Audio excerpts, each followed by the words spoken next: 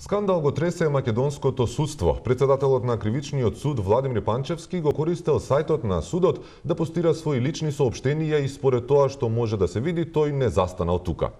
Како што се наведува, судијата Панчевски на официјалниот сајт на Основниот суд Скопје 1 ставил лично соопштение. На ова реагираат другите судии кои сметаат дека тој ја злоупотребил позицијата со објавувањето на приватната кривична пријава против својот колега. Панчевски не ги свати сериозно обвинувањата и смета дека така на сајтот на судот ќе се зголеми популарноста. Тој продолжи да објавува и други интересни детали од неговиот живот.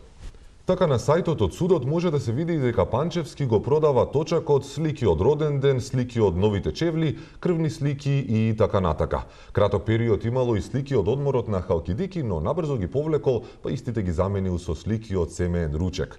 Злобниците шпекулираат дека Панчевски го направил ова поради недостатокот на пријатели на Facebook и со цел да ја зголеми својата популарност. Од Судската комора на Македонија му сугерираат тој да проба повторно на Facebook и да биде покреативен овој пат. А за утре, 21 декември, беше закажано рочиштето на векот, како што никој не го нарекува.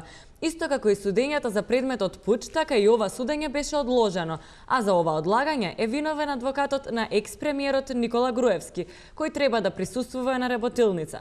Пробавме да контактираме со неговата адвокатска канцеларија, а оттаму добивме само кратко соопштение.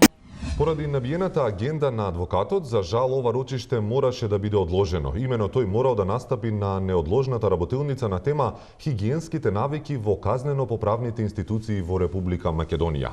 Оваа работилница оценета како работилница со високо значење и предизвикува голем интерес и надвор од стручната фела, посебно кај елитите на 4 најголеми политички партии во земјава. Инаку тој ќе се обрати со негово излагање на темата предностите на течниот сапун, заблуда или реалност.